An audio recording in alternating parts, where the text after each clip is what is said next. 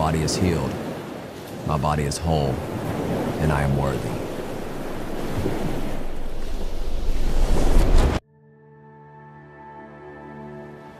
My college years started at WKU, and then my addiction really took over. To the level of pornography really started to eat away at me. Alcohol became my life.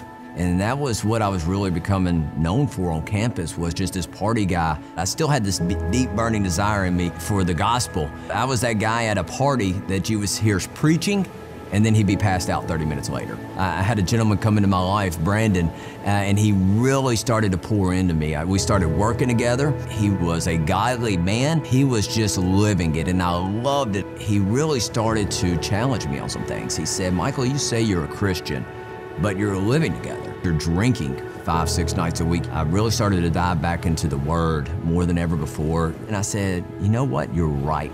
I said, God, I'm all yours. I'm all in, and I am gonna chase after you. I gave up drinking. Me and my girlfriend, we said, hey, what we're doing is not right. We're gonna live in separate places. Our wedding moved up pretty quick from that point. 3 months later, we were officially married, and I haven't looked back since. We started having a family. We have 2 young boys today. Life was great. I was telling people about how to overcome these things. Hey, I went through this struggle with pornography. Hey, you can tackle this too. And I was loving the relationship I was developing with God, and He was there with me, and it was just a blessing.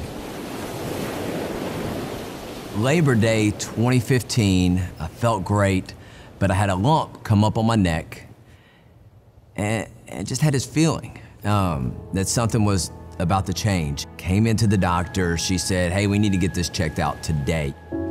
You could just tell that her demeanor was different. And she goes, Michael, you have cancer. You need to go see the specialist. Here's the diagnosis. It was stage 4 cancer, throat cancer, and they're gonna get you more details. I'm sorry, but I can't do anything for you at this point.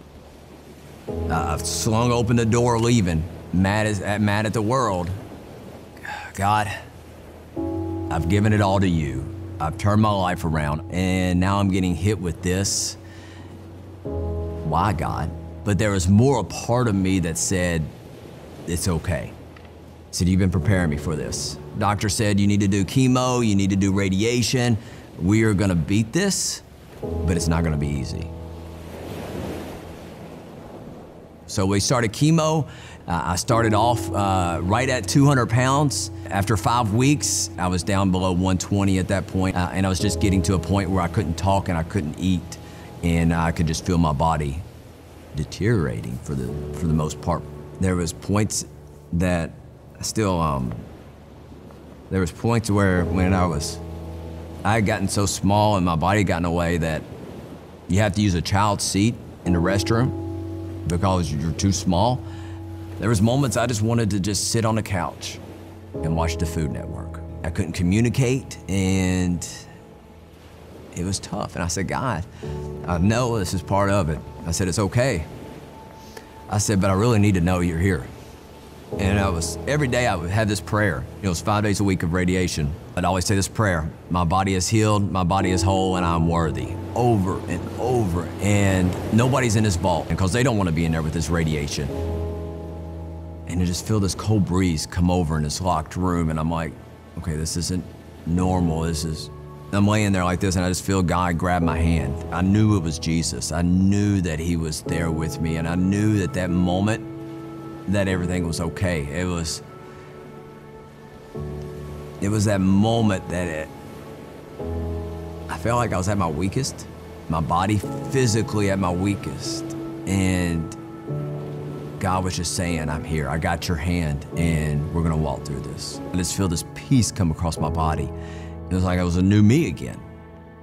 My identity in Christ, my identity in myself has changed a lot. From a partier in college, as my identity was somebody who said, that's my past, I don't need pornography, I don't need alcohol, I don't need this, and I've beat this. This is my testimony. It helped me grow, and it helped me prepare for that wave when it hit. And everybody always asks, they go, why was this experience a good experience? This should have destroyed most people. Most people give up when this happens because so much greatness comes out of it. My oldest son was 10 years old at the time. Even now today, he says, Dad, if you can go through cancer, you can go through your body going away like that. He goes, I can do anything. I saw how you trusted Jesus, how he prayed constantly. And then my youngest son, Caleb, was my prayer warrior. Today, they hand out my number to patients, and I'm able to go in there and say, it's gonna be bad, but you know what? It's part of your story. If I can get through it, you can get through it. If I can come out of it, you can come out of it. You will taste food again. You will be able to eat again. You will be able to stand up and walk around and enjoy life again. I couldn't put a price tag on that, but knowing what Jesus did for me, from where my darkest point in my life has now become a shining light. It's become a place that I can literally give back and talk about and say, if you can go through something like that, you can conquer anything. And I am worthy. My body is healed. My body is whole. And I am worthy.